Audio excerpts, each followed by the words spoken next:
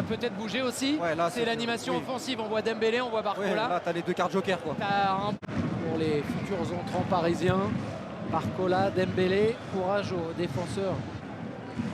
Triple changement à venir.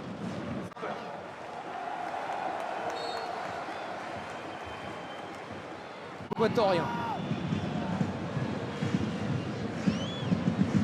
Barcola. Les grandes compétitions internationales, il est revenu tard de l'Euro, il n'a pas fait une prépa complète, tellement important au niveau comptable lorsqu'on est une équipe qui joue le maintien bien sûr, mais qui permettent. Ils ont quand même du mal à rentrer dans ces... Toujours.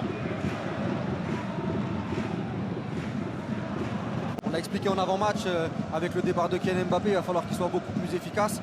Et là, si c'est... Parce que je trouve qu'il a été vachement en mouvement, il a touché quand même beaucoup de ballons, je trouve que sa rentrée, il a été plus...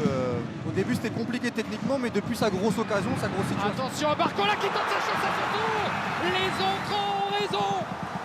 Dembélé il y a un instant, Barcola maintenant. Le PSG est en train de mettre un succès dans son coffre-fort.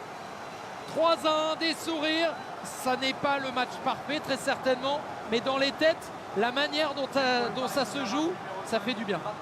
C'est de l'efficacité. L'entrée de ces deux joueurs devant emmener un plus.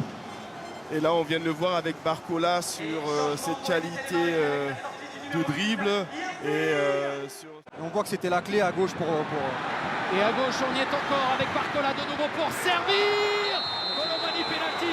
Penalty pour le PSG. C'est une fin de match au cours de laquelle les Parisiens ont accéléré et encore accéléré. Et ce sont les...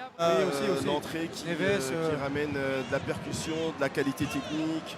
La vitesse. C'est vrai que quand... Et là, il va chercher une zone compliquée, mais il la trouve avec Barcola face à Nego. Barcola à l'extérieur, Barcola pour le centre. Un peu de réussite et ça a failli fonctionner de nouveau pour Paris. Marquinhos. Zaïre-Emery dans la surface. Barcola qui a essayé de passer devant Kouziaïev. Le week-end prochain sur DAZN. Saint-Étienne-Le Havre, ce sera le samedi soir à 21 h. Et Monaco-Saint-Étienne à 21 h. Brest-Marseille à suivre à partir de minuit. Et puis un énorme restaurant. C'est bien. On est très bien. Qui est très difficile d'accepter d'avoir des blessés. On espère qu'il passera sûrement des examens. Et messieurs, en attendant une deuxième réaction au micro de Séverine Parlacou, je sais que vous attendez le dénouement de cette histoire avec impatience. Luis Enrique,